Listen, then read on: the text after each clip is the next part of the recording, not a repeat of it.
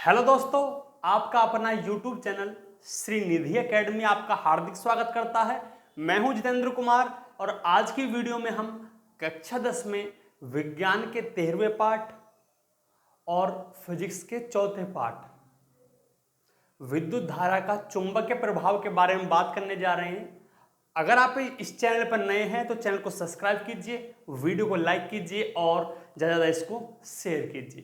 तो आज हम समझाने जा रहे हैं विद्युत धारा का चुंबकीय प्रभाव क्या होता है।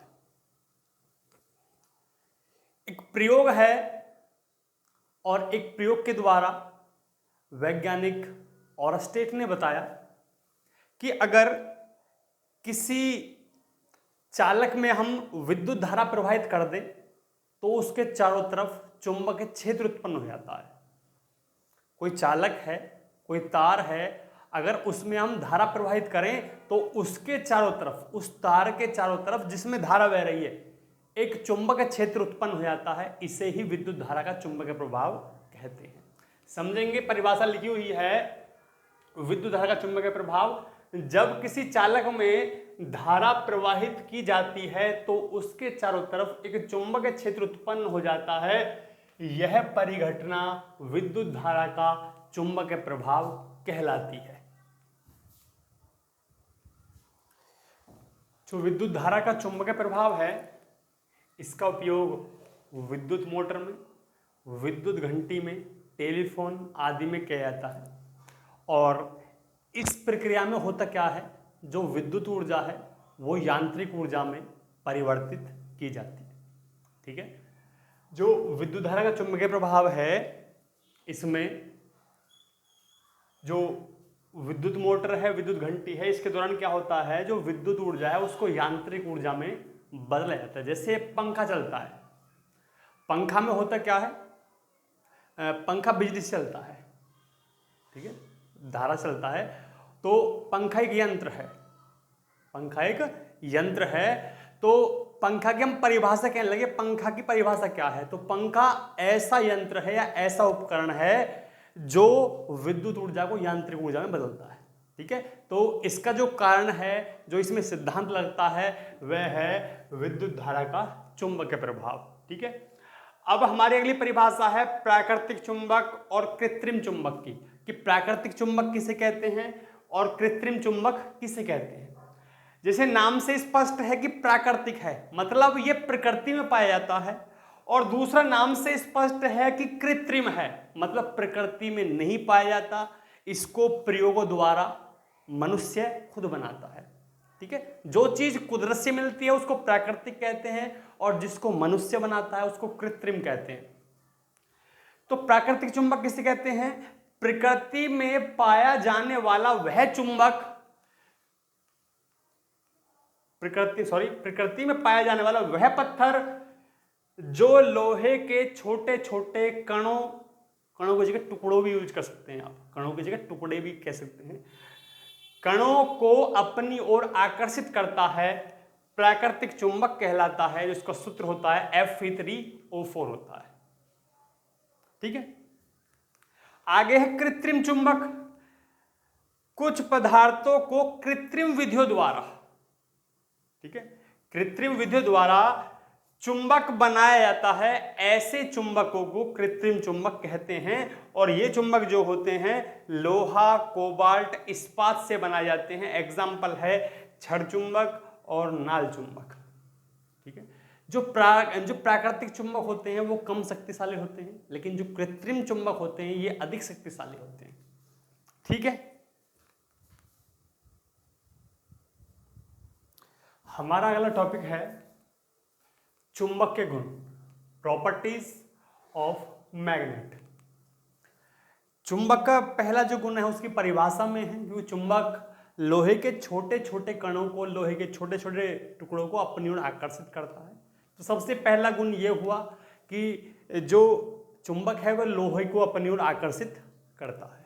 ठीक है, लिखा हुआ है कि चुंबक लोहे को अपनी ओर आकर्षित करता है और चुंबक के इस गुण को चुंबकत्व कहते हैं। चुंबक के इस गुण को चुंबकत्व कहते हैं। ठीक है, ये चुंबकत्व लिखा हुआ है। और एक बात याद रखनी है कि जो चुंबक है सभी जगह उसका जो चुंबकत्व है वो एक समान नहीं होता है। ठीक है, एग्जाम्पल के तौर पे जैसे कि एक चुंबक है और ये N है, ये S है, ये नॉर्थ पोल है, ये साउथ पोल है। ठीक है, जैसे सेकंड में लिखा हुआ है, चलो बताएंगे इसको बाद में। ये नॉर्थ पोल होता है एक तरफ साउथ पोल होता है। अब सिरों पे जो चुंबकत्व है वो अधिक होता है, सिरों पर चुंबकत्व अधिक होता है। जैसे जैसे अंदर की तरफ जाते रहेंगे चुंबक तो घटता रहेगा घटता रहेगा घटता रहेगा। ठीक है, और बीच में जाके शून्य हो जाता है। ठीक है, नॉर्थ पोल का जो चुंबक तो घटता रहेगा, यहां शून्य हो जाएगा और यहां से साउथ पोल का चुंबक चालू हो जाएगा। ठीक है, और बीच में से साउथ की तरफ बढ़ता रहेगा। मतलब सिरों पे जो चुंबक तो होता है वो सबसे अधिक होता है, बीच में कम होता है और बिल्कुल जो मध्य है उसमें बिल्कुल शून्य हो जाता है। ठीक है, तो लिखा हुआ है चुंबक के सिरों पर चुंबकत्व अधिक होता है तथा मध्य में कम होता है और चुंबक के ठीक मध्य चुंबकत्व शून्य होता है। ठीक है, अगर चुंबक को हम क्षैतिज लटका दे स्वतंत्रता पूर्वक, इस तरह पे हिला के कैसे भी हम लटका दें तो सदैव उसका एक सिरा नॉर्थ की तरफ उत्तर की तरफ और दूसरा सिरा साउथ की तरफ, एक उत्तर की तरफ ठहरेगा और एक दक्षिण की तरफ ठहरेगा। और जो सिरा उत्तर की तरफ ठहरेगा उसे उत्तरी ध्रुव कहते हैं और जो सिरा दक्षिण की तरफ ठहरेगा उसे दक्षिणी ध्रुव कहते हैं। ठीक है, लिखा हुआ है चुंबक को क्षैतिज तल में स्वतंत्रता पूर्वक लटकाने पर इसका एक ध्रुव उत्तर की ओर तथा दूसरा ध्रुव दक्षिण की ओर ठहरता है।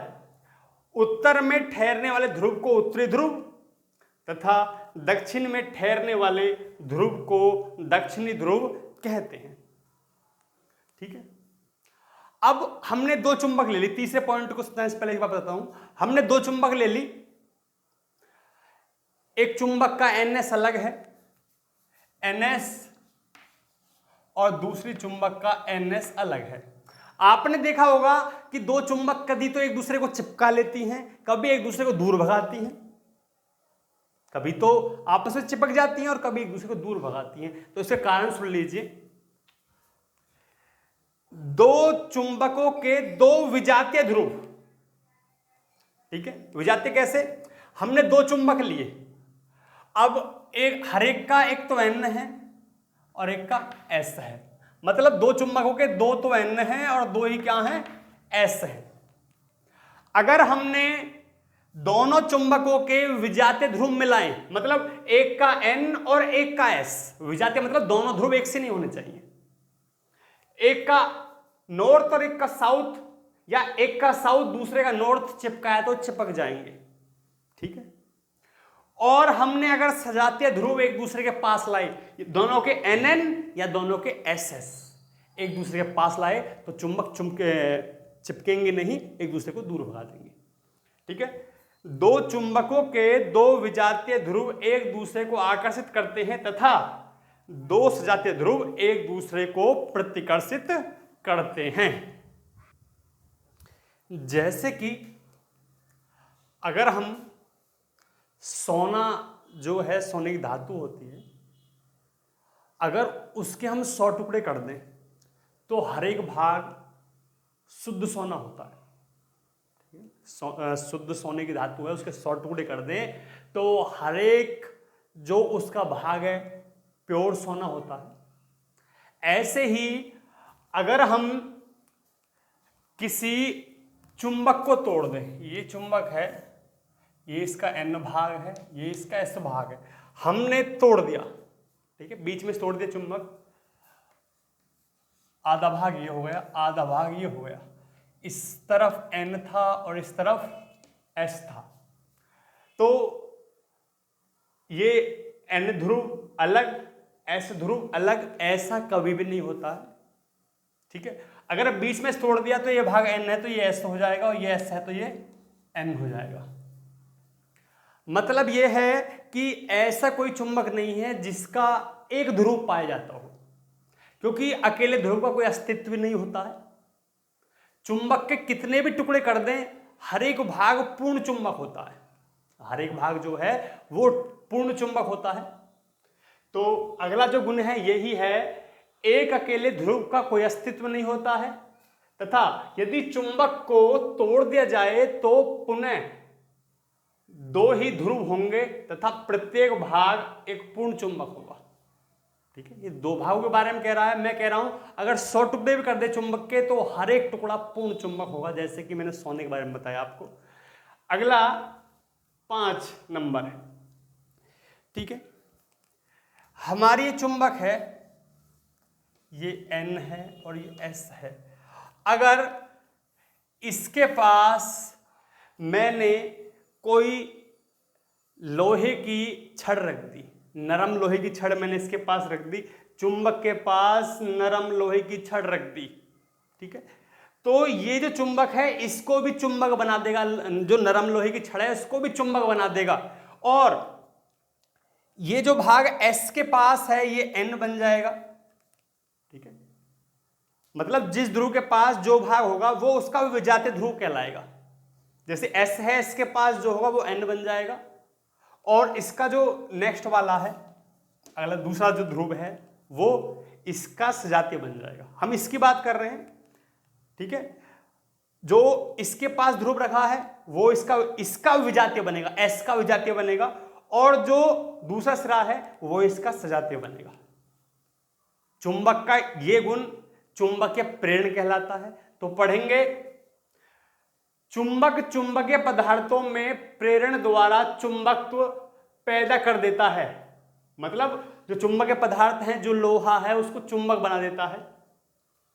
जब हम किसी शक्तिशाली चुंबक के एक ध्रुव के पास नरम लोहे की छड़ को लाते हैं तो यह छड़ भी चुंबक बन जाती है। ठीक है, छड़ का जो सिरा चुंबक के ध्रुव के पास होता है, चुंबक के ध्रुव के पास होता है, वह विजातीय ध्रुव बन जाता है। विजातीय मतलब इसका N बन जाएंगे, तथा दूसरे सिरे पर सजातीय ध्रुव आ जाता है, S का S आ जाएगा। चुंबक के इस गुण को चुंबकीय प्रेरण कहते हैं। ठीक है, तो छोटा सा ये वीडियो है, इसमें हमने विद्युत धारा का चुंबकीय प्रभाव और प्राकृतिक चुंबक, कृत्रिम चुंबक और चुंबक के गुण बताए हैं। वीडियो बहुत ज़्यादा इंपॉर्टेंट है और ध्यान से इसकी तैयारी करें, कि छोटे छोटे वीडियो बनाए हुए हैं, आप ध्यान से पढ़ेंगे तो आपकी अच्छी तैयारी हो जाएगी। तो आज के लिए केवल इतना ही। वीडियो को आपने अंत तक देखा इसलिए धन्यवाद। अगर आप इस चैनल पर नए हैं तो चैनल को सब्सक्राइब कीजिए, वीडियो को लाइक कीजिए और ज़्यादा इसको शेयर कीजिए। तो मिलते हैं नेक्स्ट टाइम एक नई वीडियो के साथ, तब तक के लिए नमस्कार।